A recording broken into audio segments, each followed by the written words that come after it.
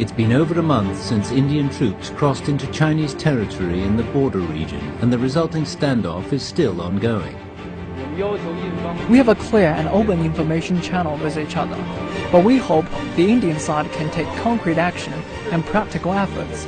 The current situation is India is violating the basic principle of international relations as well as the international order, and is damaging the peace and stability in the boundary area. What are the reasons behind the dispute, and what will the implications be? India has just finished joint naval exercises with the US and Japan, and China has been flexing its military muscles in Tibet. Are current tensions being heightened, and where are they leading? With India in its political season, how will its domestic politics affect the potential for conflict? What role is rising populism in India playing in this round of standoff? As a rapidly rising power in the world, China causes concern to some countries. How can it better manage these relationships, especially with its immediate neighbors? The current border standoff between China and India has lasted for more than a month, making it the most serious border conflict between the two countries since the 1962 China-India border war. What are the reasons behind this disagreement? Where is the surround of conflict heading? And against the backdrop of China gaining global influence, how can the country and its neighbors better negotiate their relationships with each other? To discuss these issues and more, I'm happy to be joined in the Beijing studio by Liu Yufa, former Chinese Consul General in Mumbai, and KGM Varma, China correspondent of the Press Trust of India. That's our topic. This is Dialogue. I'm Yang Rui.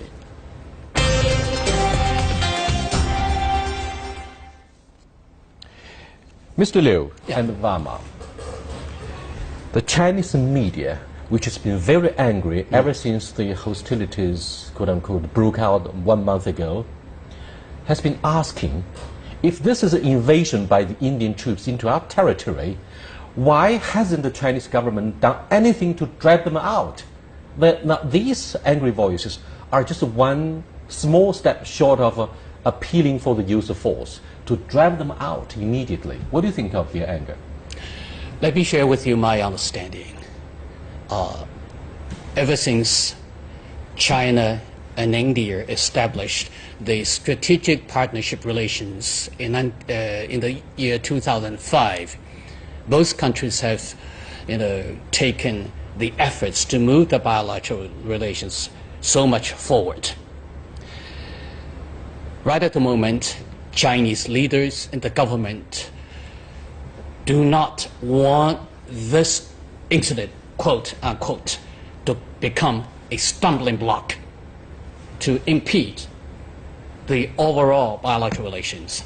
Secondly, Chinese side has so far given so much time for the Indian side, for our Indian friends, to take the sensitive measures. According to what I understand from the international law, when people in uniform get across the border to move into the territory of other side, countries of other side, they naturally become the enemies who will have to face three consequences. First, they can pull out voluntarily, or they be captured, or when the border disputes should escalate, they may be killed. So there are three possibilities. I think the Chinese side has standing, there waiting for the Indian side to make the sensitive choice to seek the first scenario. This is the best result for both sides to avoid the eventual confrontation. How do you forecast the outlook? Well, to add to Dr. Liu was saying is there can be a fourth scenario. Why only you're talking about three scenarios? There can be a fourth one, that is status quo. Why can't we restore status quo? There is a what do you mean by status quo? That is by stop building the road and Indian troops has to pull back. That is what probably one is looking at. You at mean the the Indian moment. troops will have to stand put? They have to stand still. They have to be where they have been. No, that's right. In the sense that yes, You mean they whole occupy problem, the Chinese territory without being driven out? No, the whole problem started with China laying this particular road, probably early in June or middle of June, and Bhutan has objected to that. Bhutan was the first one to object to that. Their troops objected to that, and then finally, when the PLA started, going ahead with the road, then India had to intervene for two reasons. One, of course, because they had there's a friendship treaty between the two countries. They had their close allies, and Bhutan doesn't have that kind of a relationship with China, even diplomatic relationship. And secondly, that this particular road, India believes that it is aimed at cutting off its northeast through that narrow corridor of 27 kilometers called the Chicken Neck. So it is of course a disputed area. That is as far as India is concerned, as far as Bhutan is concerned. But the problem, the narrative in China is that this is our area, we will be doing whatever it is. We held 19 rounds of border talks, India and China. You have elaborate mechanisms to discuss the boundary issue. And you held 24 rounds of talks with Bhutan. Why this particular hurry? The questions being asked from India is that why this particular time that has been chosen? This particular road, this particular tri-junction has been a matter of discussion in all the boundary talks between the two countries. In 2012, according to Indian statement that has been issued by the Indian Foreign Ministry, that there is an agreement between the special representatives in 2012 that this particular status quo should not be disturbed unless and until we have an agreement. We have three questions. Yeah. Three questions. What do you mean by status quo? Second, does China have the right to build a road inside its own territory? Third, you said Bhutan protested and asked for negotiations, but under what pressure? Did they ask the Chinese side to stop the construction of the road under tremendous pressure of New Delhi? I mean, is Bhutan a nation that enjoys sovereignty that should not be interfered? Well, I think here, that's one thing I think my Indian friend has to be clear. Indian military forces have stepped across the border with no warning. And then you were proposing the fourth scenario. We have a saying in our neighborhoods, you stepped into my front yard, and when I asked you to move out, and you said, you've got to give me something before I pull out. Doctor, Does it sound logical? No, you are probably one of the senior most diplomats. You worked in both the countries. You're very familiar with the issues. There is no boundary agreement between India and China. Even in Sikkim, for that matter, we have an understanding, perhaps. There is no delineated boundary as such. There is no delineated boundary as far as Bhutan and China is concerned. So what is it that you're trying to say, at least as far as this 86 kilometers area is concerned, that, this is our territory? That's your claim, please. That's where it rests. According you to, cannot, it's not that somebody is stepping into your house. I read from the treaty, before I came, I did some homework.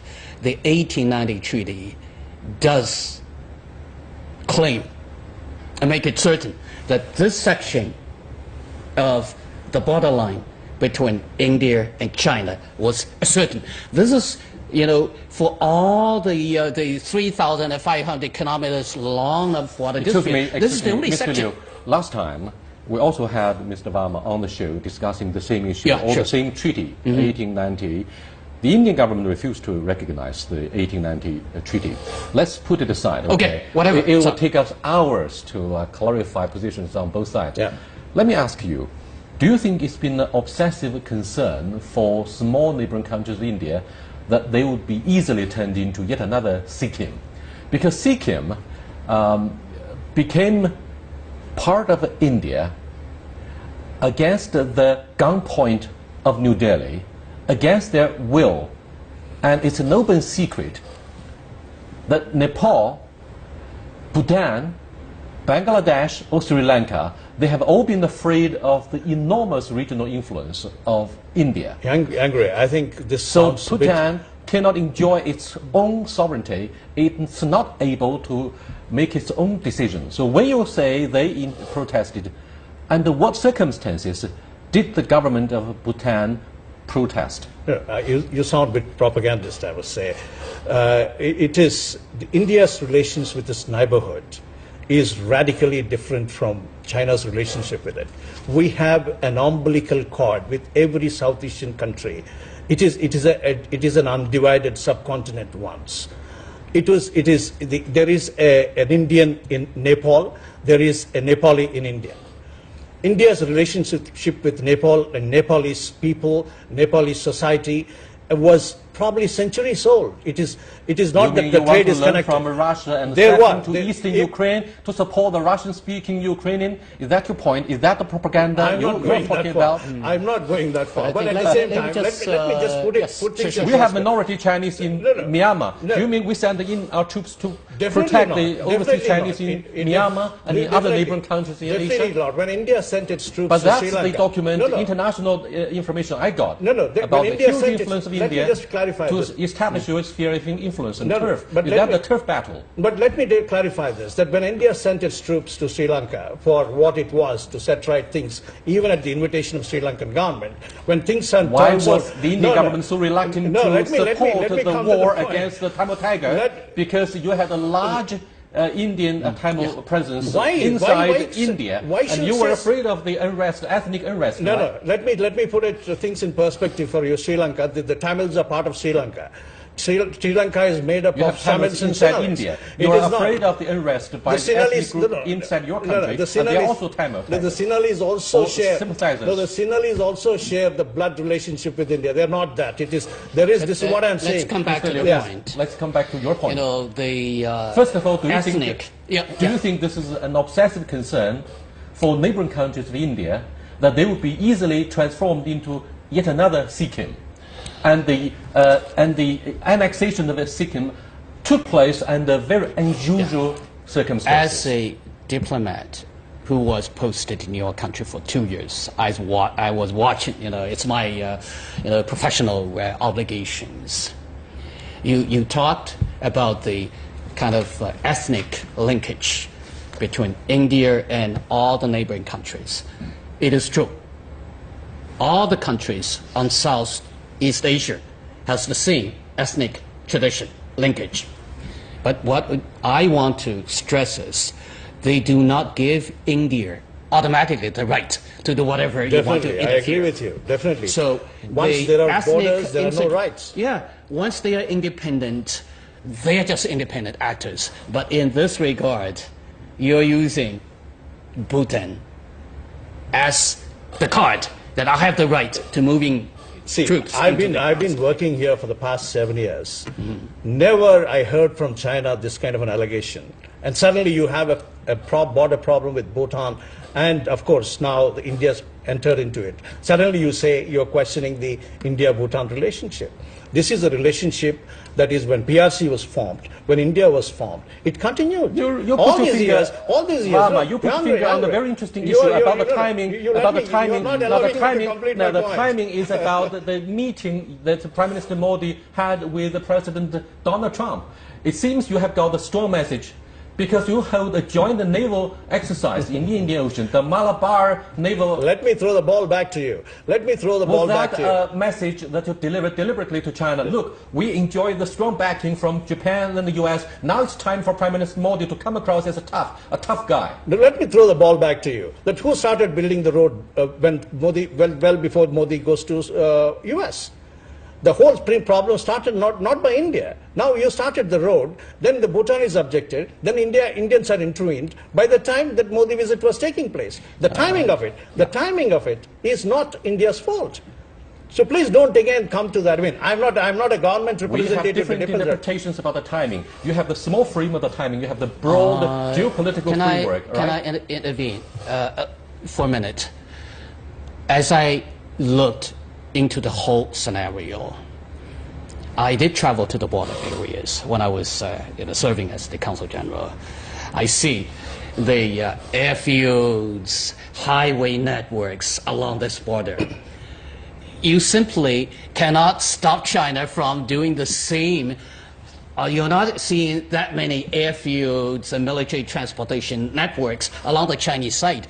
That was, the construction to improve the transportation Dr. Liu, I think, conditions. yes. Let me also... Is it true, Rama? You've been building the roads in the hope of revenging what happened in 1962. You wanted to take it back. You wanted to take back your pride and the dignity that you lost in 1962. Definitely, all of us. But before that, let me clarify that you have the widest possible infrastructure network in Tibet, which China takes pride all the time. You have 6 airfields. You have length and breadth of Tibet that has been covered. You are virtually laying a new train up to the Nepal border. And you have so many airfields connected. Tibet is so well connected, and I have just been reading an article by the South China Morning Post that China moved tons and thousands of tons of weaponry and vehicles in just a matter of days to Tibet. So you are complaining about India, whereas India, just now the Indian Parliament has been told yesterday or day before that there are 73 roads, very crucial as far as the border is concerned, have not been laid yet. It is only halfway done, because there is a lot of bottlenecks that India is facing. I don't think that you are fair enough to say that Indian infrastructure at the borders is so well connected. Yes, India is looking at Chinese infrastructure and trying to improve as such. That is one point. And the second point is perhaps since 1962 the Indian military has always taken China as the public enemy #1 and you want to revenge. And therefore the military build-up along the border, amassing so many troops there for the mountainous battles. But the focal point, my friend, let me just make it clear. The building of the roads along the border lines are the natural sovereign rights for India and for China too. So the construction of the roads, by the Chinese government would not serve as the ground for you to send the troops across the border. No, obviously not. Obviously not. My reflection is that, the thing is that you have India-China border is a mountainous border. No doubt about it. It is not like any other border that you just walk in and it's not a plateau or it's not just a straight, rather road to take. It is a mountainous, yes, both sides are developing. And we have elaborate mechanisms. In fact, I've just been reading 2 special representatives who served India in the border talks with China, that they have laid out, both M.K. Narayanan and then Shivshankar Menon. Both have worked extensively with the Chinese counterpart, Dai Bingo, to work out an elaborate set of mechanisms, and the present set of National Security Advisor, Mr. Ajit Doval. So there is a line of mechanisms that we worked out. Why China is not tapping those mechanisms? Yes, of course. Right now we have a diplomatic negotiations are going on. Okay, gentlemen, we have the war zone along the border, but we have another battlefield, which means a lot for Prime Minister Modi. That's the election season, the political season in India. Now, 18 opposition forces, to my knowledge, launched their protest. They demand Prime Minister Modi to explain to them clearly what's going to happen to the border standoff between the two sides. Do you think it is under this circumstance, gentlemen, that Prime Minister Modi has to talk tough? And this is domestic politics. This is domestic politics of India. And therefore, he would not blink. He would not show any slightest sign of making any concessions. Yeah, please allow me to... This will add to the difficulty, the adversity of the circumstances.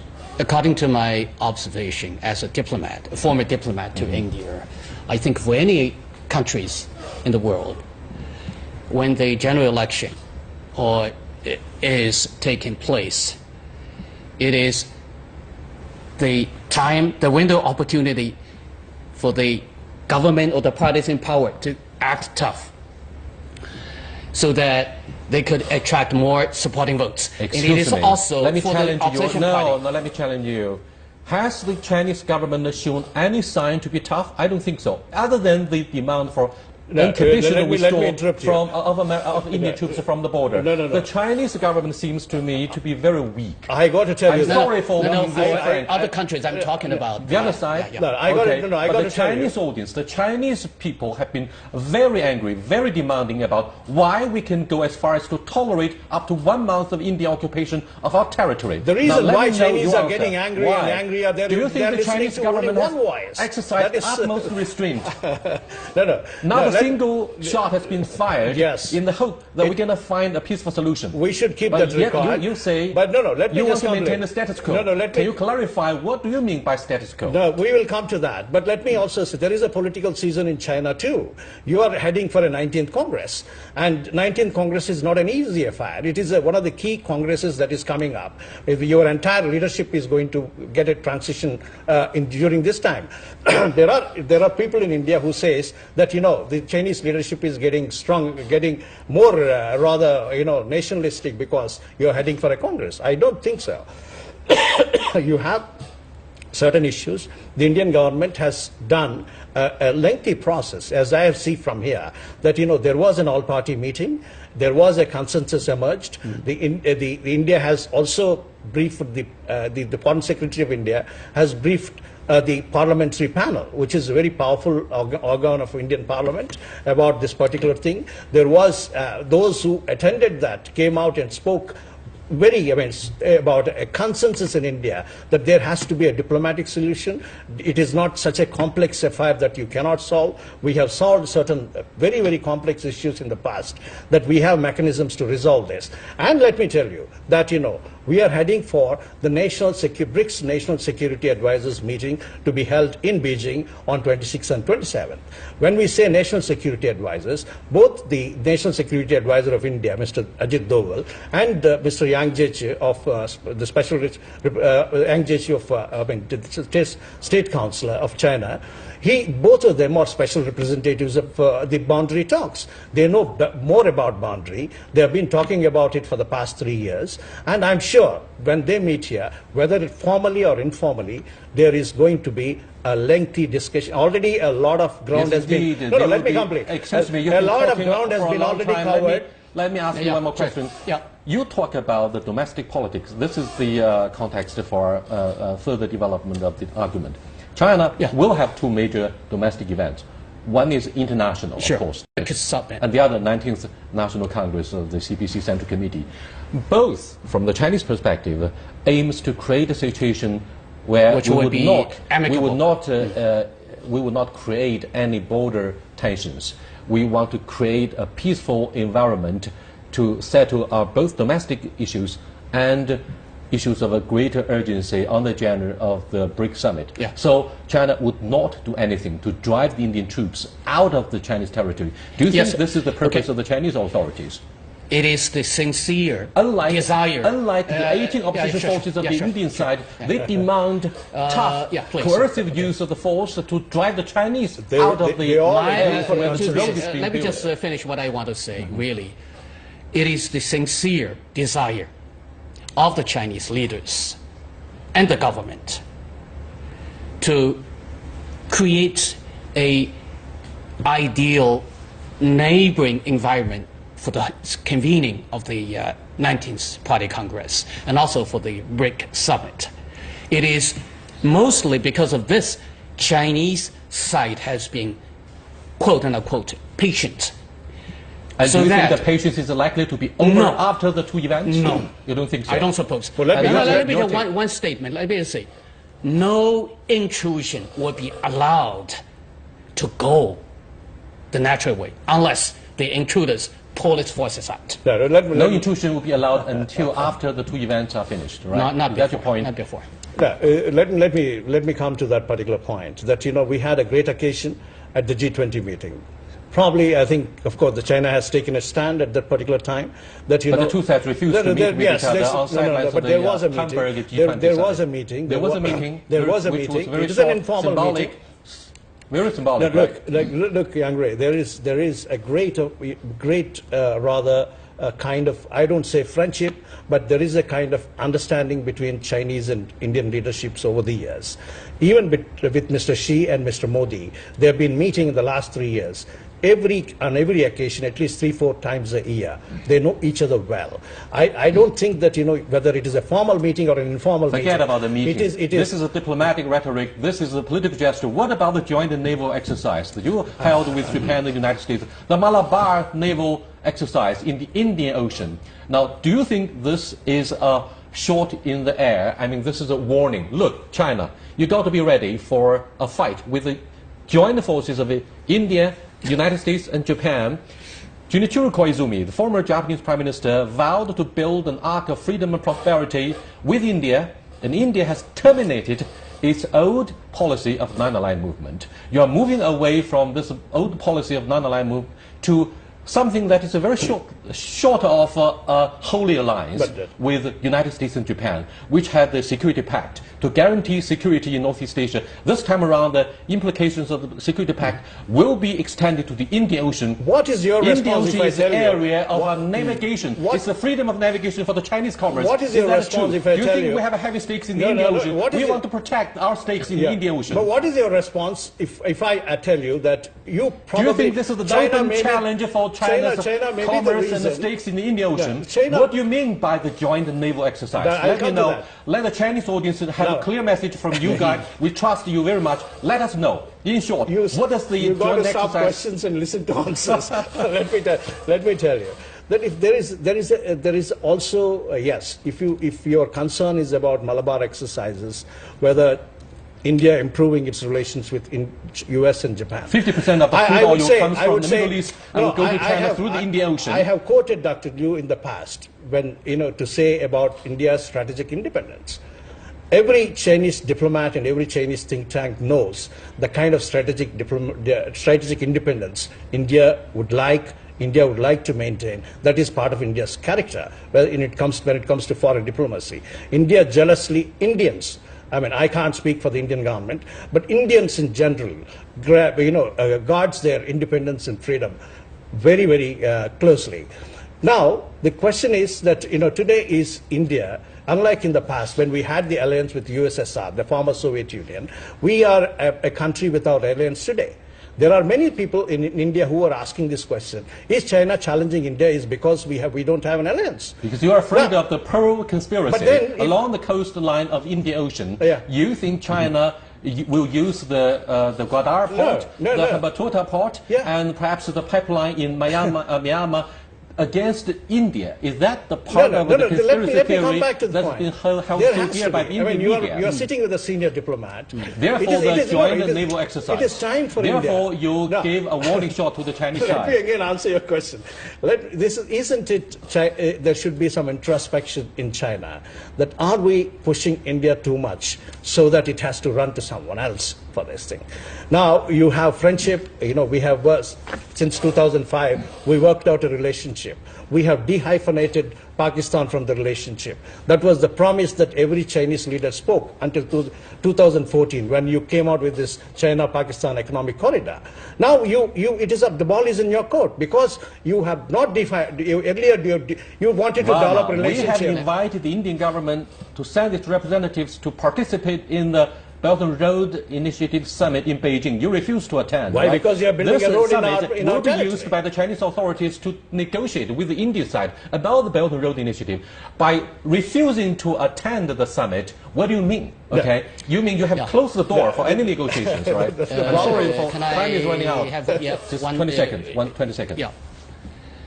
China and India are the two great neighbors that cannot afford to be hostile to each other. My second suggestion is neither side should take the advantages of the concessions or the goodwill to move beyond reasonable limits. And the third sentence, last sentence, this recent incursion of the Indian military forces into China is another issue, as quoted as border disputes. It's an invasion. Right. That's how China looks at it, I'm sure. I'll bring you back for another round of discussion on dialogue to hopefully negotiate a way out. Okay. Although you don't represent Indian government. Thank you so much for being with us. I'll see you next time. Goodbye.